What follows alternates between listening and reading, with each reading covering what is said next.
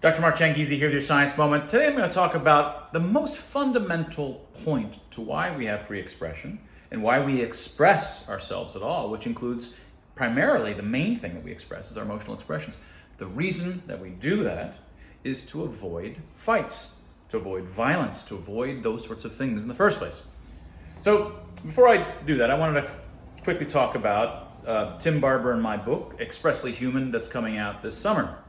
And I've mentioned it, a number of times, but it's interesting that, it started for us almost 10 years ago, or maybe more than 10 years ago. This has been a long project to understand the origins of emotional expressions, what they're for, and understanding how social networks in some sense depend upon them, how free expression itself works.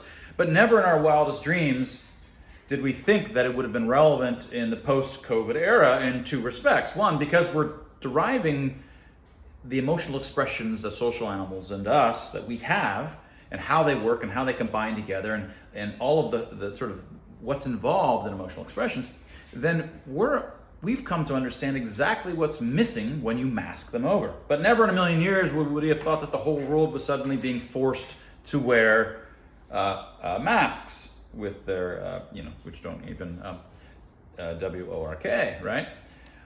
So that was the first thing we could never imagine, but implicitly, the book is all about that because it's showing you the full, rich language that we evolved to truly possess before we had, spoken language, which is something that's, I talk about in my book, Harnessed. But spoken language is relatively recent. It's just, a couple 100,000 years old. It's an invention or cultural selection designed it to fit our ancient instincts. That's the story of Harness. But the real language that we're communicating, whether we're doing it without language or whether we're doing on top of language with our intonation and prosody and so forth, is our emotional expressions.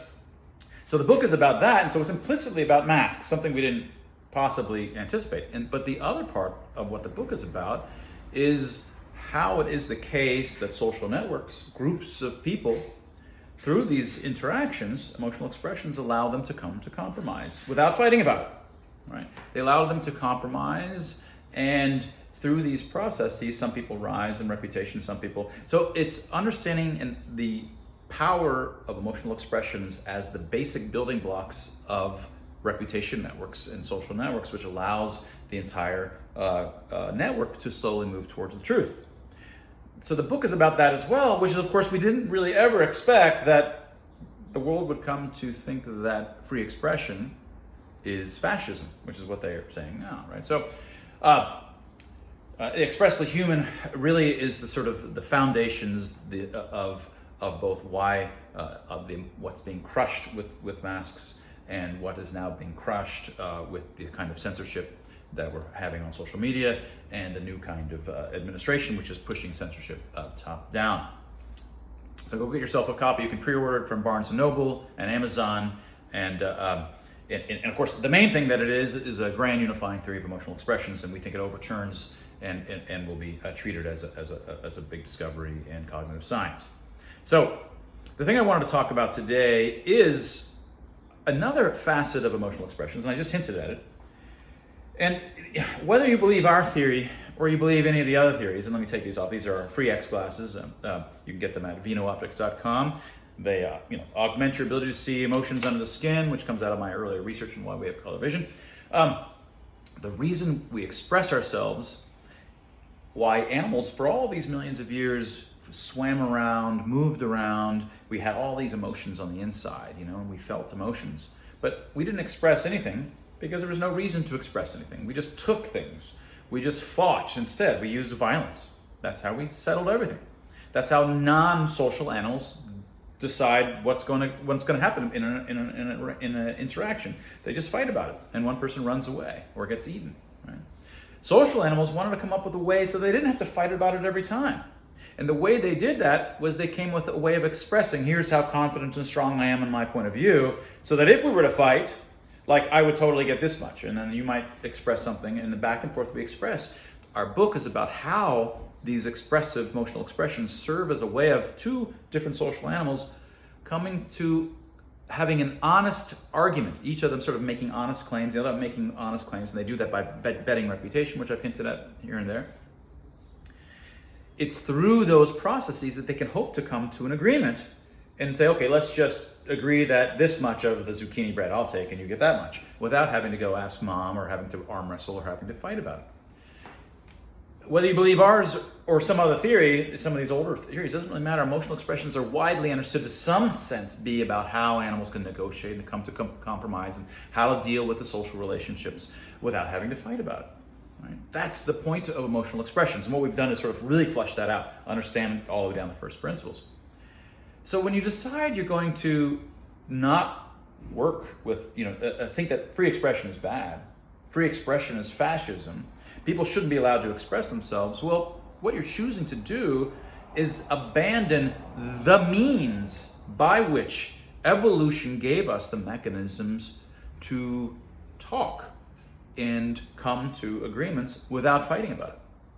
We have emotional expressions so that we don't have to go day by day having all and then having none, having massive variabilities of whether things are going to go really well or not. Instead, yeah, maybe I could have gotten a lot more in some interaction with you, and I instead got less, and I compromised, and each day is a bunch of compromises, and we may be giving up on things, but at least we have none of these big swings of nothing or big harm or big gains that non-social animals have to do if they have to fight about it every time. So I think that despite talking about free expression in many dozens of videos, I somehow have missed the biggest point of all, which is something we talked about right at the start, is that the reason that we express ourselves, the reason that social animals, unique amongst all of the animals, rather than being dead face all the time, but internally emotional, we're expressing everything that we do is about expressions. We do that so that we can engage and coordinate with others without having to fight about it all the time. If you go and you want to crush those very mechanisms, crush them at the societal level, well, what kinds of other mechanisms then can resolve disputes? The other mechanisms are violence. The other mechanisms are fights, right? The whole point is to avoid those sorts of things. Civilization is all about trying to find ways to get along together without violence, without having to have the kind of fights that happen that create these huge variabilities where you have big wins and big losses, which are, can be crushing and prevent you from moving forward the next day. You want to have the smoothness of life without the fights.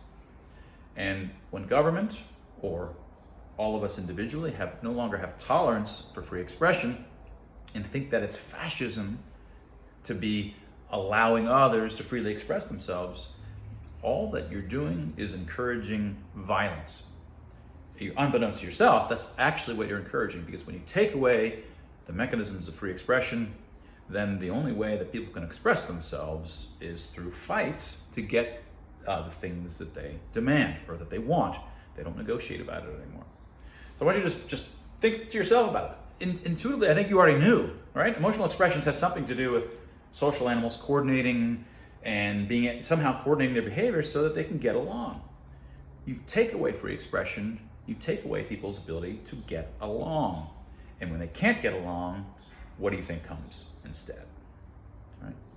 Go get yourself a copy of Expressly Human by Dr. Tim Barber and myself, and see what we have to say about it. It gets a lot deeper than I can ever get in any of these videos. And that was your Science Moment.